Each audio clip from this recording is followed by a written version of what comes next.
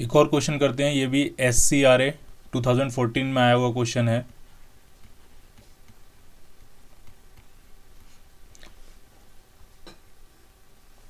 The kinetic energy of a particle moving along a circle of radius r depends on the distance covered s as t equal to C S square. ठीक है, जो kinetic energy है वो distance पे किस तरह से depend करती है, t equal to C S square. C कोई कांस्टेंट है और पार्टिकल कहाँ मूव कर रहा है, पार्टिकल एक सर्कल में मूव कर रहा है जिसकी रेडियस क्या है r। ठीक है, तो अगर मैं ड्रॉ करूँ तो कुछ इस तरह से है,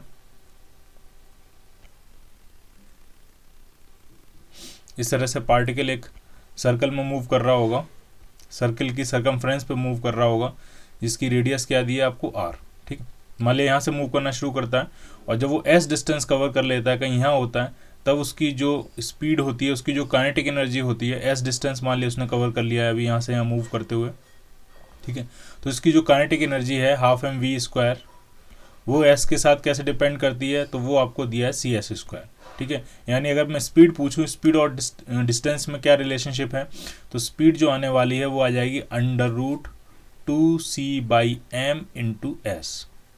ठीक, तो स्पीड डिस्टेंस के साथ इस तरह से डिपेंड करती है, जैसे जैसे डिस्टेंस बढ़ती जाएगी स्पीड भी उसकी क्या होती जा रही है, बढ़ती जा रही है। ठीक, the force acting on the particle as a function of distance s।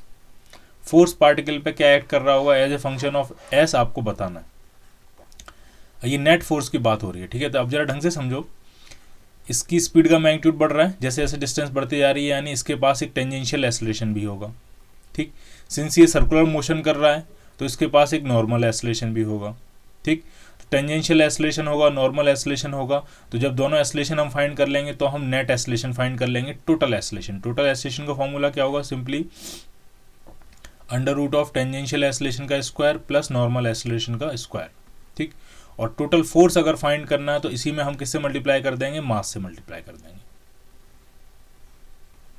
तो वो आपको टोटल फोर्स मिल जाएगा as a function of distance s। ठीक है, तो जरा करना शुरू करते हैं। सबसे पहले हम फाइंड करते हैं टेंजेंशियल एक्सेलरेशन। तो टेंजेंशियल एक्सेलरेशन जो होगा, आपको v as a function of s दिया है, तो टेंजेंशियल एक्सेलरेशन होता है dv/dt।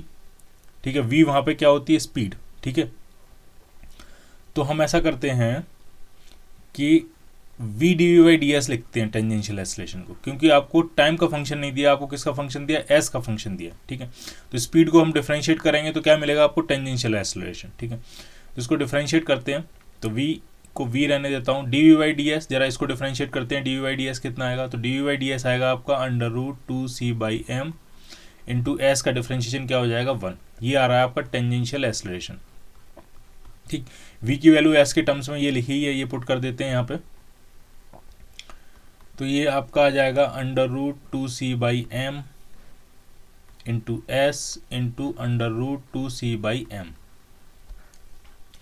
तो जो टेंजेंशियल एक्सेलरेशन आ रहा है आपका, वो आपका आ रहा है 2c/m इंटू एस। ये आ गया आपका टेंजेंशियल एक्सेलरेशन। ठीक, मैं यहाँ लिख देता हूँ इसको 2c/m इंटू एस।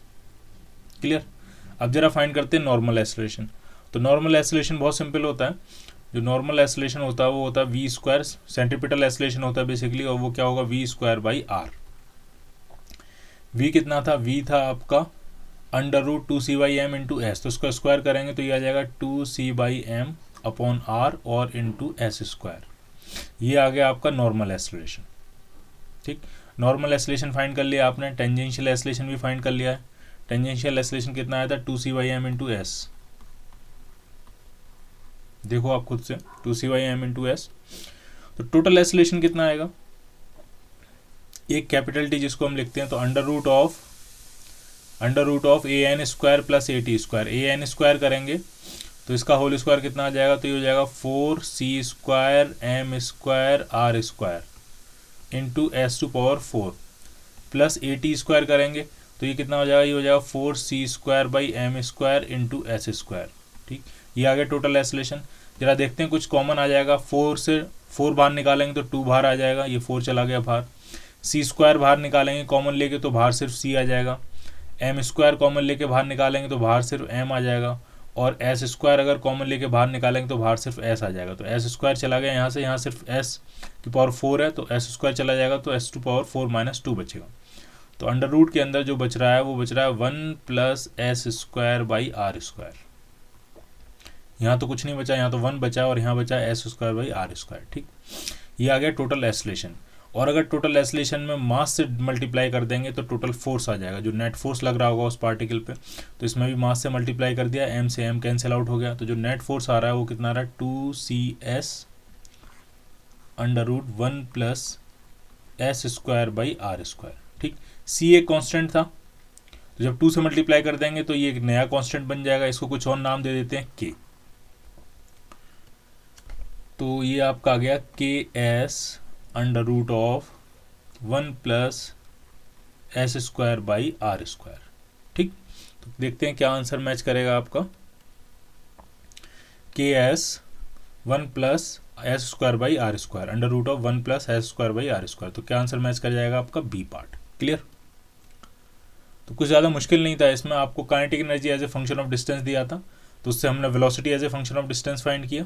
ठीक है, मैं फिर से रिपीट कर देता हूँ क्या क्या हुआ यहाँ पे। काइनेटिक एनर्जी को उन्होंने टी लिखा है, T as a function of S दिया था, वहाँ से हमने speed as a function of S find किया, स्पीड को डिफ्रेंशिएट किया तो आपको tangential acceleration as a function of S मिल गया। Normal acceleration as a function of S find करना है तो बहुत सिंपल है, बी स्क्वायर बाई आर। ठीक, वहाँ से हमने क्या फाइंड किया, टोटल एस्लेशन। टोटल एस्लेशन फाइंड किया तो हमने उसमें मास से मल्टीप्लाई कर दिया तो टोटल फोर्स नेट फोर्स आपको मिल गया। क्लियर?